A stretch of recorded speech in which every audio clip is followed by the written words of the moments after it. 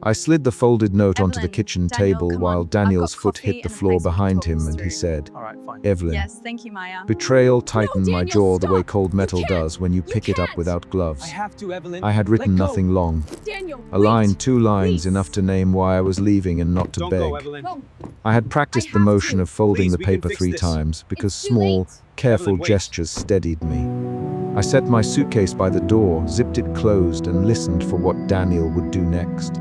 He shuffled toward the kitchen in his navy shirt, eyes still heavy with sleep. His expression was flat like the familiar plates in the cupboard, arranged even.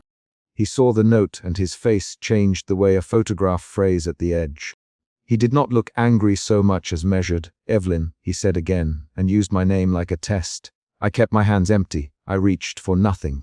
My voice stayed low. "I can't stay, Daniel." He put a hand on the back of a chair and did not sit. "We can talk about this." "You can't mean this." Suspicion came first, then a slow knot of hurt that moved my hands to the suitcase handle. The suspicion had been there for months, small pauses in his sentences, a habit of checking the hallway before he answered the door. But this morning I had transformed that suspicion into a decision. I had chosen the form the decision would take. Quiet, firm, no argument. That choice was the reason the note existed. We had shared routines to the point of muscle memory. I fed the cat at 7, he brewed coffee at 7:30. I knew which shirt he would pick if he had a meeting. Those facts had not saved me from the growing difference between the person I became each morning and the person I found across the living room. I folded the edge of the note between my thumb and forefinger, the motion that steadied me when my throat felt like it might close. Daniel stepped closer. He kept his voice low and controlled, as if volume could repair momentum. "Evelyn, what is this?" "Please, it's a goodbye," I said. "I am leaving now." He inhaled sharply. "Why like this? Why not talk?" I met his eyes. His speech always returned to reason. Lists, schedules, what would be lost. I did not want to be counted among his items. I did not want a debate over practicality to become an argument about my right to leave. We were 3 steps into the hallway when my gaze fell to his jacket on the coat rack. A small white envelope peeked from the inner pocket, and a second set of keys hung on a different ring I had never seen before. The keys looked like the keys to an unconspaced life, polished, anonymous. My fingers tightened on the suitcase handle. Daniel noticed me glance and jerked as if something pinched him. He covered the pocket with his palm. "Those are just spare keys for work." I had already moved. I reached for the jacket with the slow certainty of someone retrieving a labeled box from a shelf. I felt my pulse in my throat. I slid the envelope from the pocket with one finger. The invoice inside carried a name I did not recognize and an address that was not ours. The corners of the paper were clean. The amount was paid on a card with the last 4 digits I had never seen. The paper was small, the language direct, a paid statement, an appointment confirmation. The address was 2 blocks from our building. The invoice was not a metaphor, it was a concrete object. The number printed at the top matched a phone number I did not know. I tucked the sheet back into the jacket with the movement of someone closing a lid on evidence. Daniel's face went still. He had the same measured pause he used before he made a difficult decision at work. "Evelyn, I can explain." "Explain what, Daniel?" I said. I did not raise my voice. I used his name because his name kept us tethered to what we both had chosen once. "Who is this for?" He clasped his hands behind his back, a gesture he used when thinking, rehearsed and slow. "It's complicated." "It isn't what you rethinking." Doubt shifted to alarm in me. I heard the exact words I had been trying to avoid. "Is there another woman?" I had practiced not asking and practiced how I would react if I found out. Quiet, steady, leaving without spectacle. Now the practiced reaction met the concrete object in his jacket. "Is there another woman?" I asked. Daniel's jaw tightened along the scar at his left cheek. He swallowed. "Not like that." "Then explain the keys and the invoice." My hand did not shake when I put the paper on the table. My pulse made small, even beats under my wrist. He paced once, a measured step, then back. His voice lowered. "The keys are for a storage unit. I had to move some client files. The invoice is it's for a contractor who did some work at the office." He sounded practiced. He sounded like someone giving a prepared reply. "You keep a contractor invoice in your jacket at home. You keep spare keys for a unit 2 blocks away that you never mentioned." I said each question like a short, clear instrument. He shook his head once. I didn't think it would matter. I didn't want to worry you over work. That was a line he used when he wanted to close cracks with calm. It had worked on other small things. A missed anniversary dinner, a forgotten errand. It did not work on the fact that I could see his jacket pocket and the second ring of keys. It did not work on the way my throat felt raw with the knowledge that he had been keeping things separate from me. We moved to the doorway. The hallway light cut a cold rectangle across the floor. My suitcase sat like a small island at my feet. A neighbor's door opened at the other end, and I saw Mrs. Alvarez's slippers on the mat. She peeked out with a concerned face and then closed her door when she noticed us. Her presence was quiet. She had been a constant in the building for years, a person who knew how to offer a mug and not ask too many questions. Daniel extended a hand toward my arm. "Evelyn, please. Don't go like this, we can talk. Give me a chance." I stepped back. I felt my shoulder lift and fall with the rhythm I used when I breathed to steady myself before speaking at work. I could have argued. I could have thrown the invoice on the table and demanded a confession. Instead, I kept my voice small and even. "No, Daniel. I won't let this become one more thing we fix with an explanation I won't believe." His hand hovered in the air, not touching me. There were 3 rapid lines of argument that rose in him, one about appearances, one about our shared life, one about consequences. They came out clipped and quick. "Evelyn, think about the lease. Think about the cat. Think about... Daniel," I cut in. "I have thought you can't just leave. You can't leave like this." He sounded close to pleading, which was not his usual tone. I remembered sharply how he used to clasp my hand when we crossed busy streets, how he used to smooth my hair from my forehead when I was sick. Those memories were concrete, his palm against my hair, the heat of his skin on a winter night, and they did not change the present. They made the choice harder in ways that had nothing to do with logic. "I am leaving now," I said. "I packed light because I wanted to be ready. I won't argue. I won't meet you at the door." Daniel moved faster then, sudden, breaking his usual reserve. "Evelyn, please." He took 2 steps and reached a second time. His voice lost its careful edges. I stepped past his hand. My shoulder brushed his fingers. I felt the brief warmth and the space open up behind me. I closed the door gently. I did not slam it. The click of the lock was small and exact. That sound was the peak of everything we'd been avoiding. For a moment the building felt ordinary again. The hum of the heater, the distant sound of a person running water, the building's old radiator making its usual sigh. My suitcase weight pulled at my wrist. I walked down the stairwell 1 step at a time. My breathing counted the steps. I paused at the landing and met Mrs. Alvarez there, already waiting with a thermos wrapped in a dish towel. She held it out like someone offering a lifeline. "Here, Mija, coffee. It will keep you going." Her voice had the steady cadence of someone who had watched other departures from that very stairway, young couples breaking up, a tenant moving out after a job loss, a son who left with a duffel bag. She placed a hand on my sleeve as if to test my temperature. I accepted the thermos with both hands, the metal warm through the cloth. "Gracias, Mrs. Alvarez," I said. She gave me a small impatient smile. "You are doing the right thing, Hija. You keep your head. You keep your suitcase." Her words were not a sermon. They were a practical map. I sat on the 3rd step and held the thermos like a fragile package. Somewhere below us someone started a car and then turned it off. An elevator dinged in the distance. The building door unlocked and a delivery person came in, muttering as he balanced a box.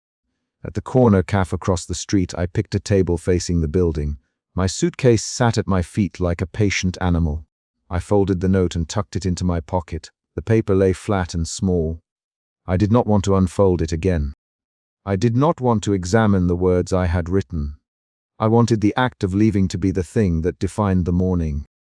The barista, Marco, a man with a close buzz and quick hands, brought me a coffee without asking. He knew the patrons by their orders. He set the cup down and said, "On the house this morning." His voice was brisk, but not intrusive. "Thank you, Marco," I said. I lifted the cup and felt the heat move through my fingers. I watched the building across the street. The window curtains moved in a slow, mechanical way. Someone hammered in an apartment 2 floors up. Daniel's window remained closed. I did not call him. I did not open my phone. I sat and let the city make its usual noises.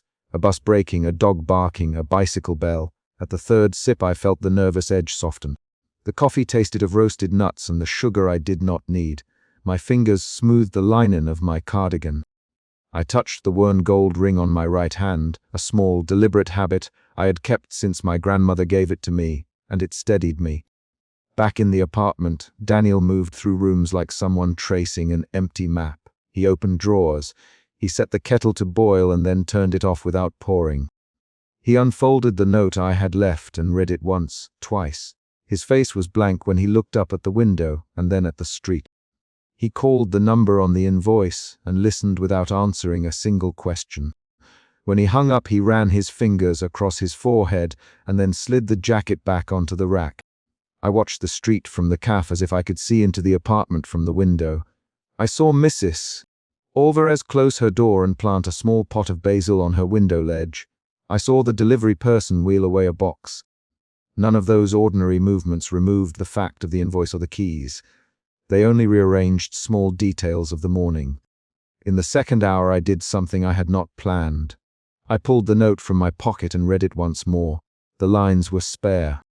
I had written that I needed space, that I could not be part of a life that hid things from me, that I was leaving to keep my dignity.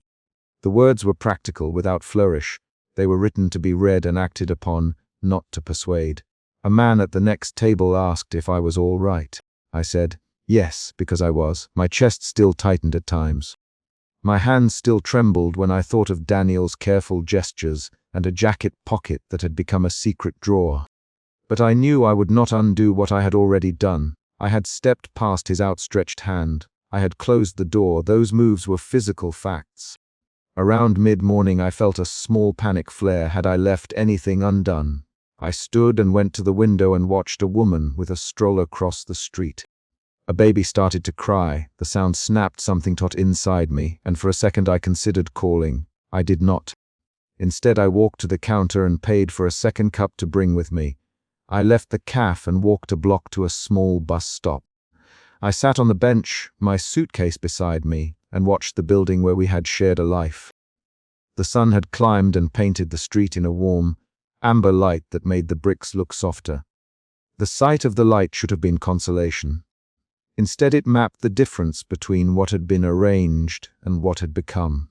At noon I took a bus to a friend's apartment and left my suitcase there for the day. I did not stay long. I walked until my legs ached, because motion helped me think in a way sitting did not. I thought of the invoice and of Daniel's way of clasping his hands behind his back. I thought of Mrs. Alvarez handing me the thermos and of Marco setting down the coffee with exact, quick movements. By late afternoon I knew what I had to do next. Find a temporary room, sort mine from ours, notify the cat's sitter. Those tasks were concrete and immediate. They required lists, calls, small practical arrangements.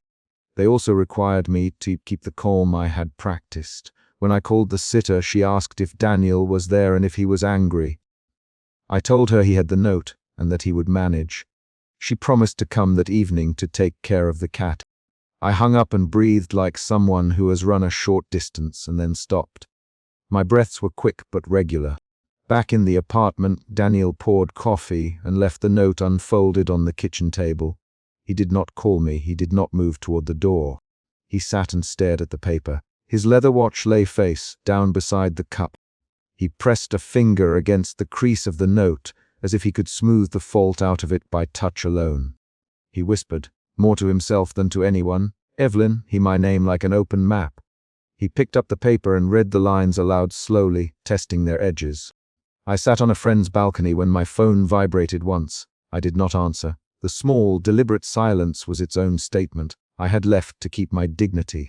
The day had been full of small mercies. Mrs. Alvarez's thermos, Marco's coffee, the sitter's promise. Those were not dramatic rescues. They were practical steadiness. They were kindness handed to me in the form of hot liquid and new plans. Later that evening I walked past our building and did not go inside. Daniel's window was lit. The note I had left was still unfolded on our kitchen table, exposed. I could see his silhouette as he moved across the small rectangle of light. He set the kettle on and then didn't turn it on. He traced the paper once more and then folded it slowly and put it in his jacket pocket.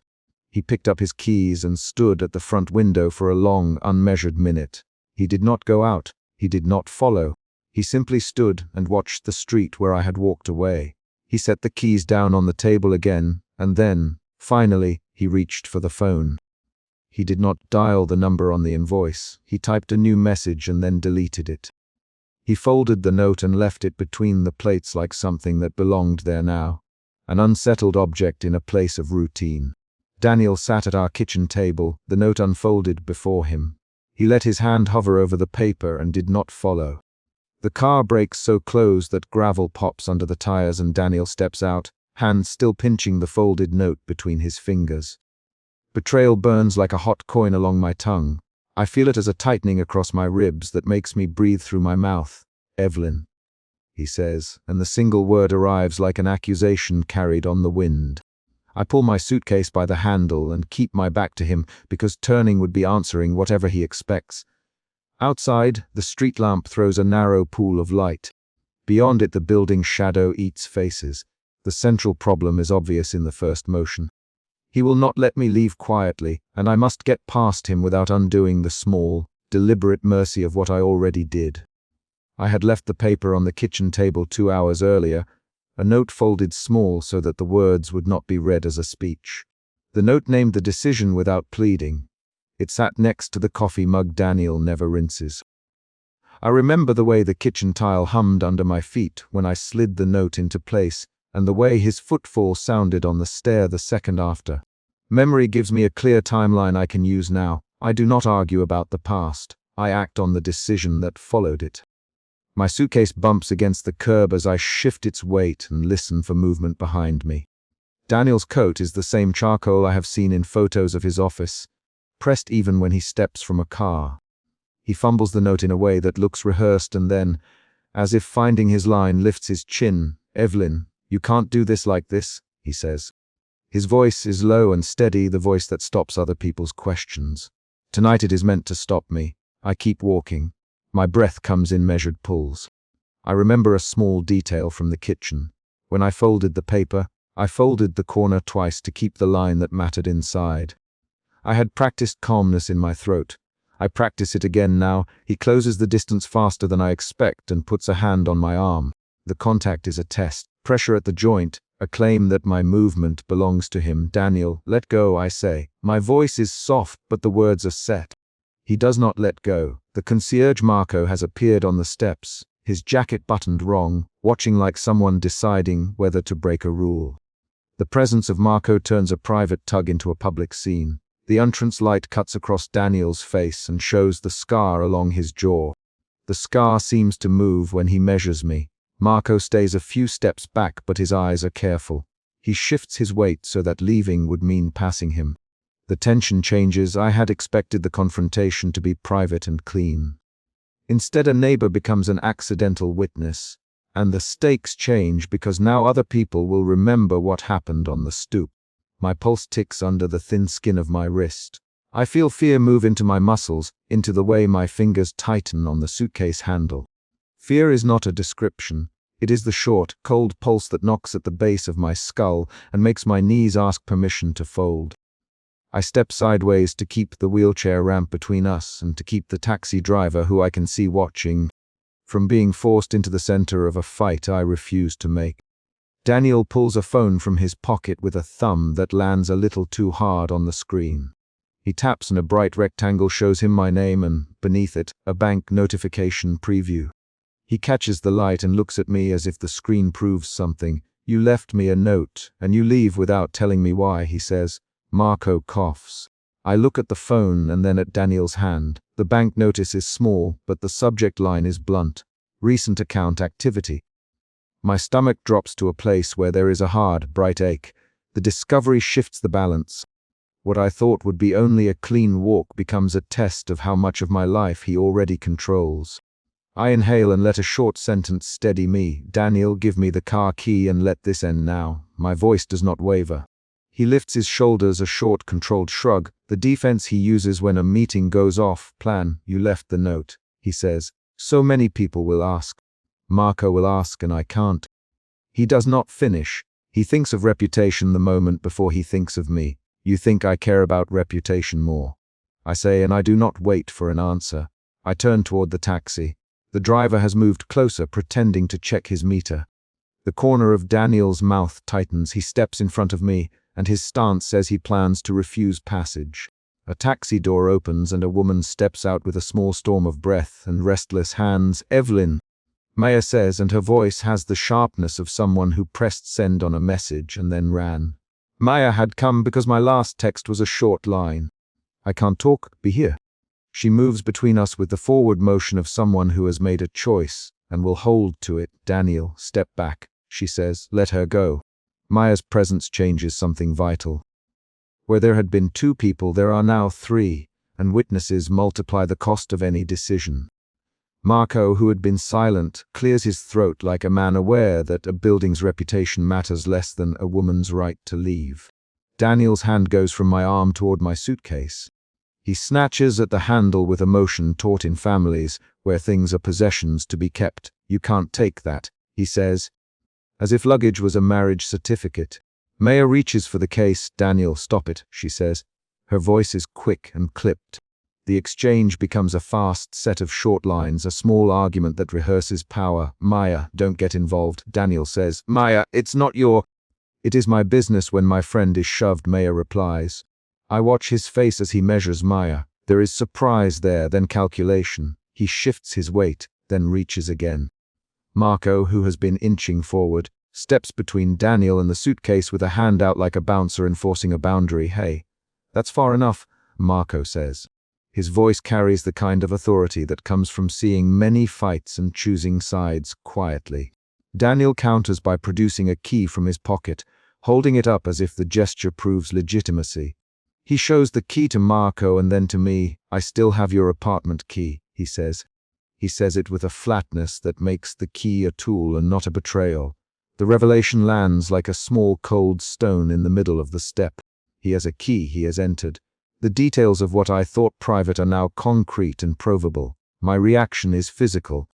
My jaw clenches and I feel a flare of anger that feeds into calmness. Anger gives me other facts to use. The emotion moves me. My hand slides into my pocket and I pull out the small envelope I had set aside with a copy of a bank notice I printed earlier. I had not planned to show it. I had only wanted it as a record. Now I hold something that matches the rectangle on his screen. Daniel squints when he sees it. "Where did you get that?" he asks. His tone tightens. I do not hand the paper to him. I prepared for what I'd need. I say, "This is my decision.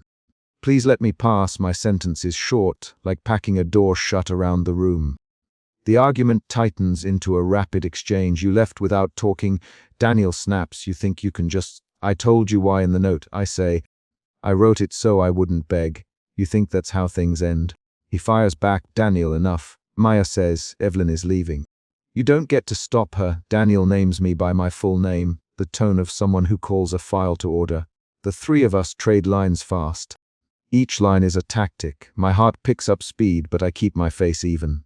The sequence of short lines is a pressure cooker. Marco steps nearer and for the first time raises a hand to show he will call the building manager if needed. Daniel suddenly produces his phone again and scrolls quickly. He holds up a bank notification with a different subject line now. "Joint account frozen." His breath makes the small rectangle flicker. "Oliver's on his way," Daniel says. The name lands in the air like a formal threat. Oliver is Daniel's lawyer. He is the person I have heard about in conversations that never included me. The reveal reorients the fight. This is no longer a relationship argument, it is a legal pressure. My mouth goes dry. The ground under my suitcase feels suddenly lighter because I might have to travel without money. The practical obstacle appears in full light. He has the leverage to make things difficult. A taxi horn honks. I use the noise to make a short decision audible. "Daniel, give me the key or there will be no point in arguing now," I say. I keep my tone controlled so that no one can claim I invited chaos. He hesitates. For a beat, the man I knew as calmly distant looks like someone surprised by the escalation he pushed. Marco shifts his weight and moves like someone who has to choose between rules and a human being in front of him. He steps closer to the driver and says quietly, "Do you want me to call the police?" It is not an empty offer. The building keeps a log. Daniel's eyes flick to Marco, then to Maya, then to me. He calculates the cost. The small twist comes when a taxi door opens further and the driver, instead of closing the trunk, leans in and says to me plainly, "Miss Evelyn, get inside now." The driver's voice is a practical voice, the kind that answers a call for distance with motion. Maya hurries and pulls one corner of my suitcase. I slide in with practiced movements. Daniel touches my wrist to stop me. His fingers close like a trap. He thinks that a wrist hold will be what finally roots me. He clamps down with a firm hand. The grip is not loud. "It is a quiet, physical demand. Don't make me take this further," he says. The words are meant to be a promise and a threat wrapped into one. I do not yield. I plant my feet and pull my arm free with a single, controlled movement that uses his own momentum. My body moves with a precision that comes from deciding earlier that I would not be the person who stayed because someone held on to the handle of my life. I step into the taxi and close the door behind me so that metal separates us. The action, pulling free and closing the door, resolves the immediate hold. The man outside is left with a paper in his hand and something like astonishment on his face. Maya slams her palm once against the seat back in relief, and then covers her mouth, because she had been certain of a different outcome. Inside the cab we hurtle away under sodium light and the city passing as an anonymous blur. Maya asks once, "Are you sure?" Her words are quick and bright with worry. "Yes," I say, "I am sure." I hold the small envelope of my documents close to my chest like a map of what comes next. My hands are steady. The relief is not sudden. It arrives as a thinning of the held breath I had kept since I left the note. Fear loosens. That is an emotional shift. Betrayal to fear to a narrow, cautious relief. I let the relief sit for a minute, and then I start to think about the next problem. Joint finance is frozen, a key that grants access, possibilities of legal pressure. At Maya's apartment, she pushes open her spare room and makes a space on a narrow bed for my suitcase. I unpack one familiar object first, a cream scarf I wrap around the handle, and move slowly because each small domestic action anchors me. She watches me with the blunt concern of a friend who saw a scuffle and plans to repair it with pragmatic steps. "We will call the bank first thing," Maya says. "And I will come with you, thank you," I say.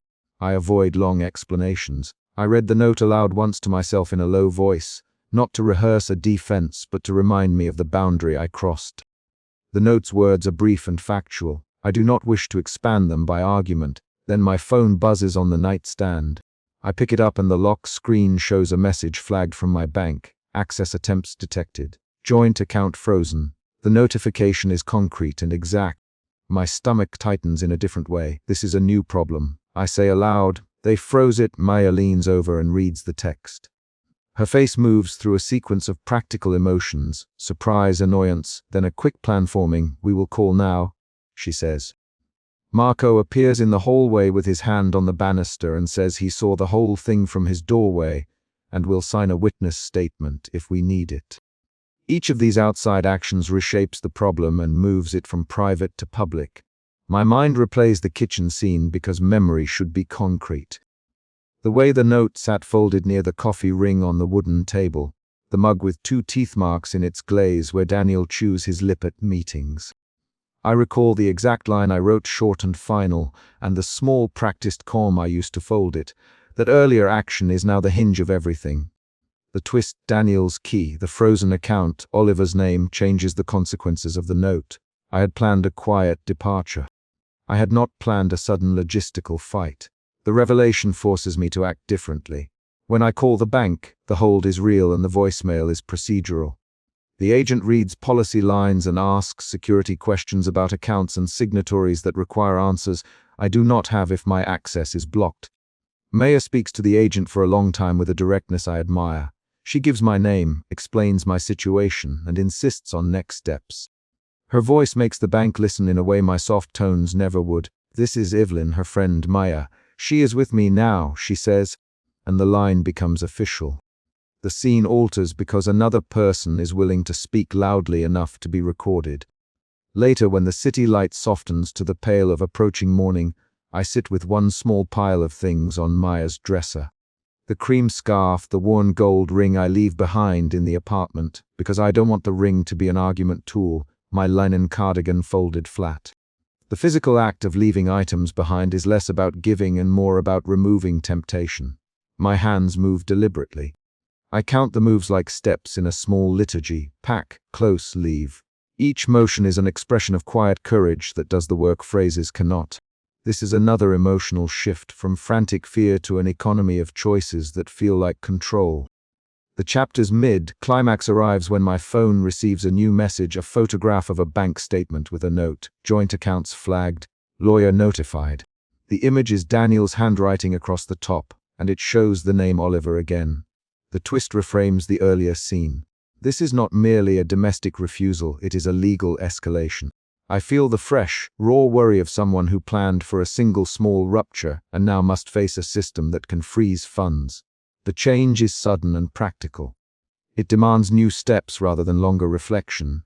Maya sits beside me and says, "We will get receipts, we will get witnesses. Marco saw everything. You have the note. We will make sure your decisions are documented." Her words are tools, not platitudes. I respond with a short list of things I need her to do. Call the bank again, find our old emails with statements, make copies of the note, find the lease. The practical plan forms in spiky movements.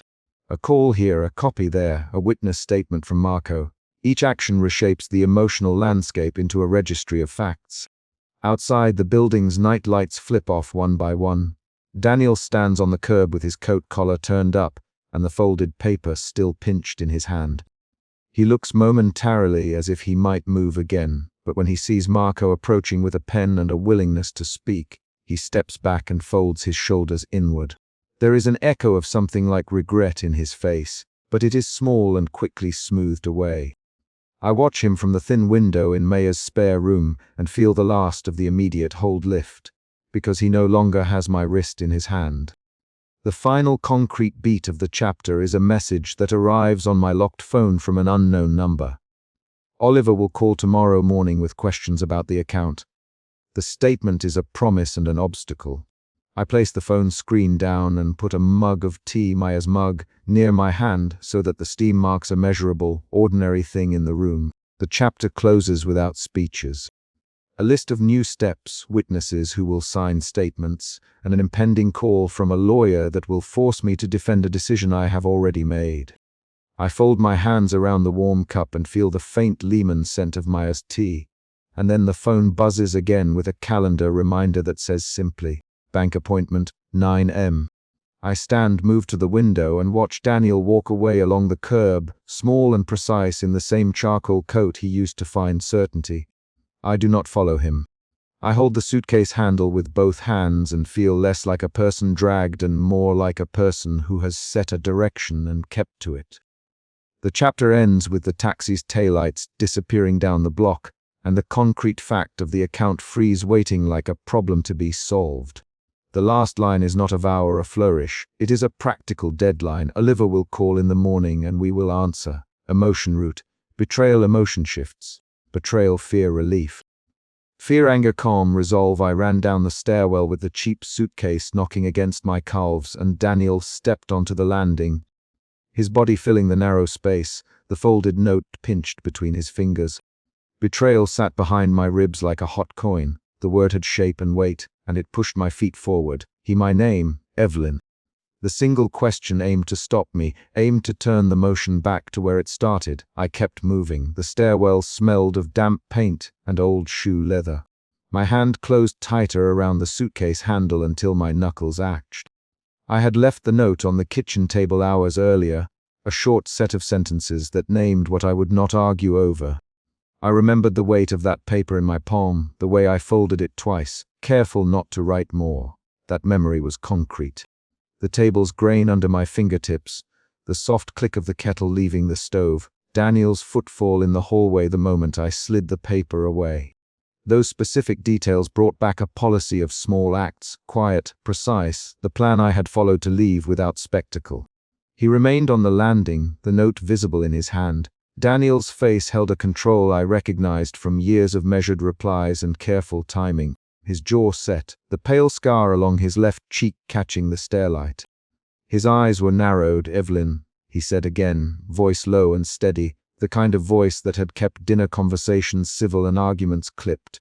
There was a new edge now, tighter than propriety. I felt doubt spike. Would he let this go? Would he tell me I had no right? Would he make me stay? The doubt pushed through my throat and came out as action. I stepped past him. He reached out, not to touch my arm, but to pin the paper between his thumb and forefinger, as if the note itself justified interference. Give me that. Daniel. His hand was soft around the paper, but his posture did all the stopping. Daniel, I'm leaving, I said, and the words were short on purpose. Saying them stretched the air between us into something practical rather than pleading. Outside, gravel popped under a car tire and Mrs. Cortez, who lived one floor up, opened her door and leaned on the rail in her robe. Her face showed the same curiosity she had shown when she found a misplaced package for me last month. She watched us. Her presence made the choice public. I had intended to leave privately. Instead, the stairwell had become a small stage with witnesses. The argument that followed tried to reconstruct years into a single sentence.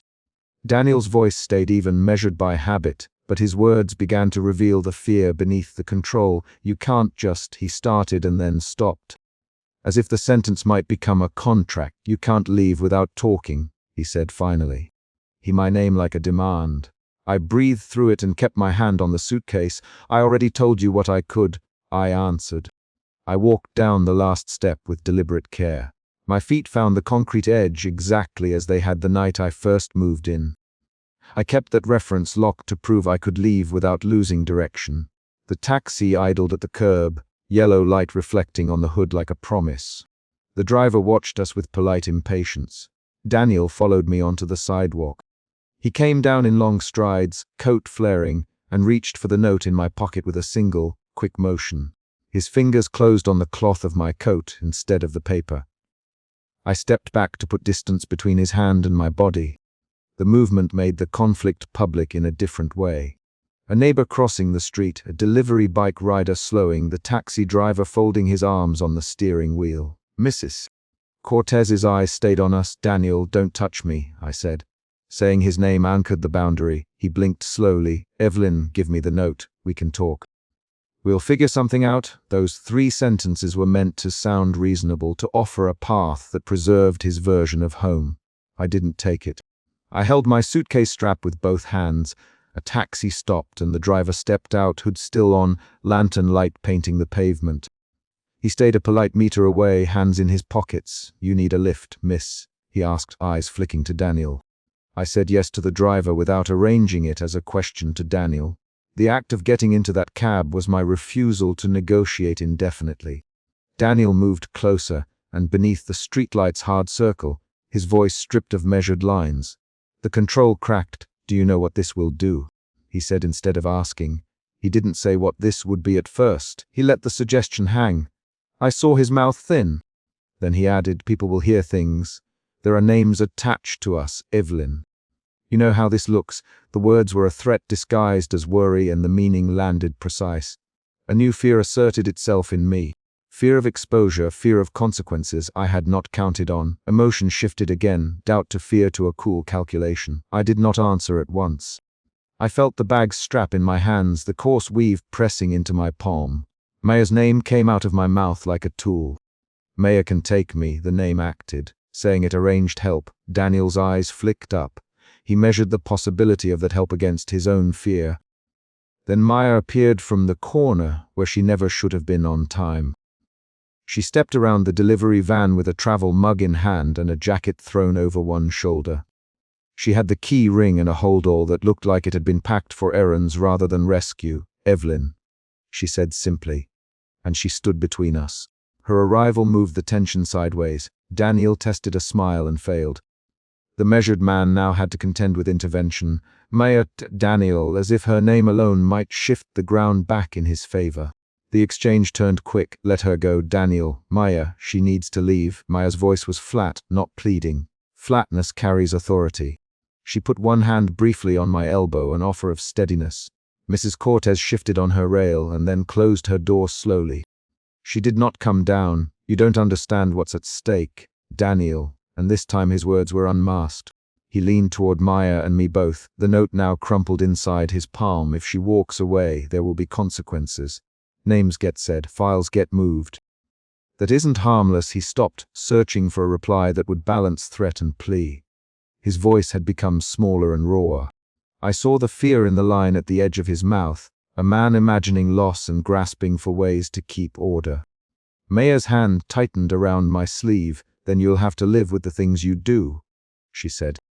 Her words were precise and cold. Let her go, Daniel. There was a beat where the three of us held our breath. Not in a figurative way, but in the measured physical manner my body had when the kettle boiled, listening for a sound. For me, the listening was practical. Where would the taxi go? Would I get the front seat? Could I force my suitcase into the trunk without him reaching in? Daniel's composure broke along the seam. He reached toward the small suitcase, his fingers finding the handle. Evelyn, he began. I pulled the bag back. He grabbed it. The handle slipped between our fingers. That was the moment the argument became a struggle. Daniel, don't. Maya, stepping forward. Her voice rose 2 notches, and then pulled down again. Daniel, let go. The 3 quick lines that followed were sharp and fast. Let go. Stop. You re-hurting her. The neighbor's window upstairs clicked. Someone laughed softly, then stopped when they heard the tone in our voices. A camera phone lit up across the street in someone's hand. The public became a witness whether I wanted it or not. He held onto the suitcase with one hand, and I tightened my grip on the strap with the other. The handle tilted. The zipper caught on his wrist. My fingers ached. He pulled harder, and I stepped toward the taxi, a clear movement that showed intent. The driver watched the exchange and reached for the door. He looked at me and then at Daniel as if choosing the side of the story he would later recount. Evelyn, please, Daniel. The phrase folded into a softer register as if begging might coax me back. Then he said more darkly, think about what you re-breaking. Those words carried the unspoken addition. I will make you pay for it. I felt the urge to answer with a speech against threats, but I kept to small, factual lines. I'm not staying to be made afraid, Daniel. I'm not bargaining. Saying those sentences aloud pushed the decision into the world where actions mattered more than feeling. The taxi driver's hand landed on the rear door handle. He opened it in one smooth motion and leaned back.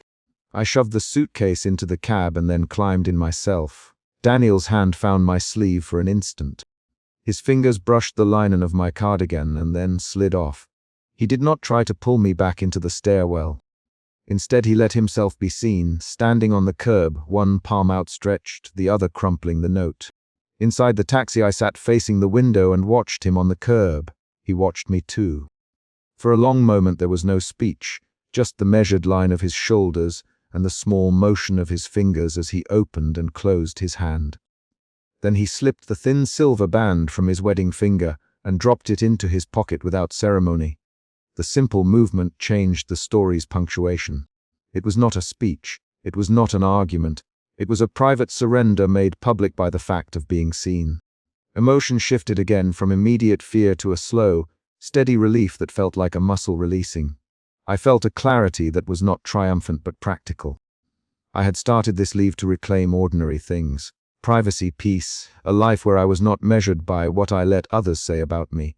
The taxi moved away with soft engine noise under the dawn. The city began to open its eyes in narrow intervals of light along the buildings. As the cab rolled, the driver spoke once, quiet and matter of fact. Where to, miss? He said, and I told him Maya's address. He nodded without comment. We passed Mrs. Cortez's doorway. She stood at the rail and closed it before I could look back. The taxi turned the corner and the city swallowed the scene. Daniel remained on the curb, hands in his pockets, dress coat pulled tight to hide the absence of his ring. At a light I thought of the note and took it from my pocket. I had not meant to read it again, but fingers find words the way they find a seam in fabric. The handwriting was my own, restrained, careful. No pleas, no recriminations. Just a few sentences arranged to make a life possible. I am leaving. I will not fight.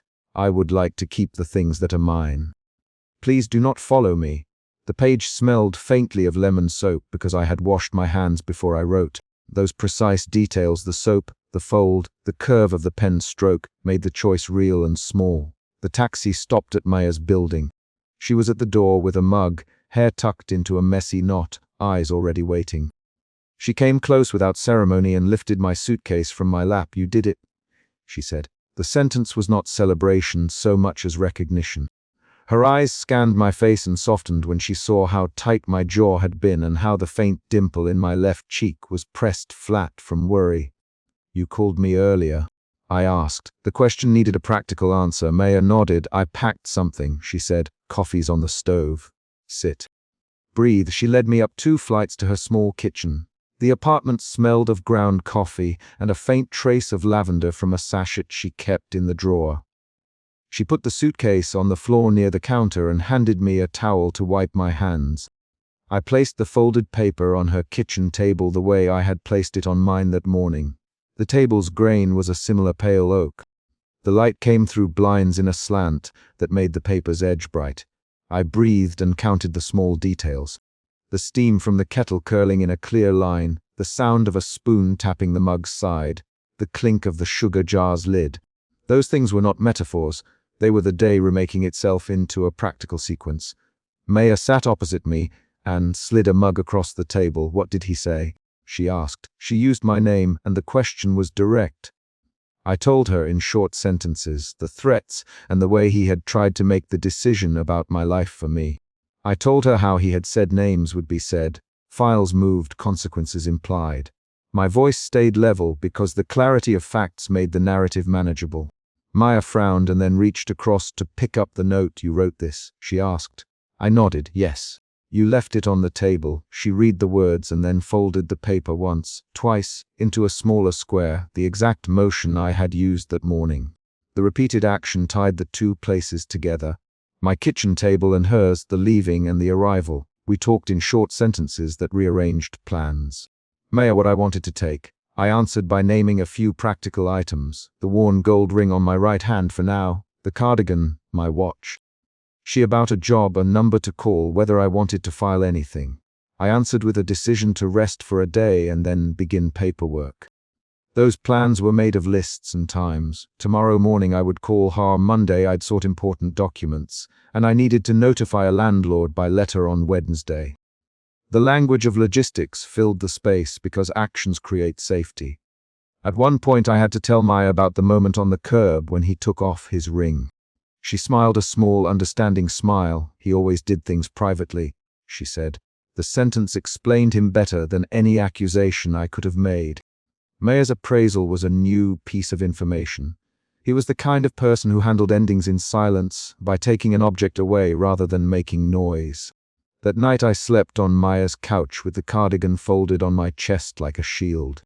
I woke early to the small sound of the kettle being set on again. The morning felt ordinary in its chores.